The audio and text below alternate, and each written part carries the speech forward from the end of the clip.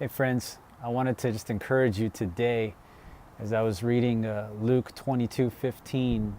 It's the last night with Jesus and his disciples, and something really provocative.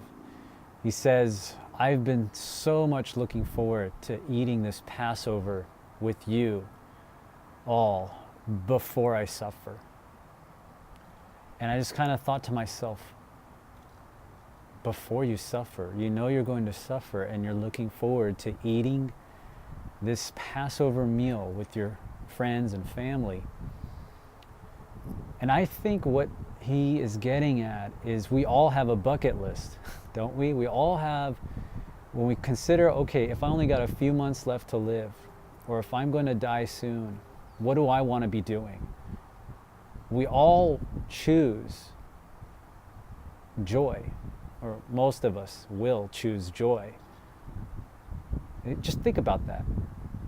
You don't look for something depressing, something that causes more pain in your life. If you know you're going to die soon, you choose something that brings joy to you, that creates joy for others. You spend time with people you love. You go explore things in this world that you know would bring you joy. And here's Jesus doing the same thing, knowing that he is going to die soon, within 24 hours or so. He looks forward to having this freedom feast, this Passover meal that he was raised with as a boy, that has so much meaning behind it.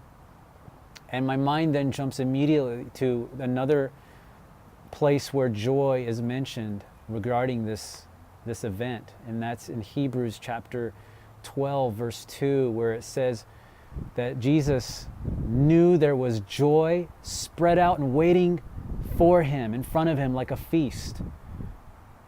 And so he endured the suffering of the cross and even made light of its shame, of its dehumanizing whatever, that dehumanizing element of the cross. He actually made light of it. That is, he rejected it. He said, in other words, he said it's nothing. Why? Compared to his joy that he would have after that. What joy is he talking about? You are his joy. The joy of having you free. Think of that Passover, having you free, redeemed, and set free from slavery to despair, or living for yourself, or sin, or death even itself. Freedom, your freedom, and having you run to him and not away from him, which is the very beginning of this story, how this mess all got started. The joy of having you run to him, the joy of having you say yes to him. He endured the suffering and the cross, knowing that he could win your heart.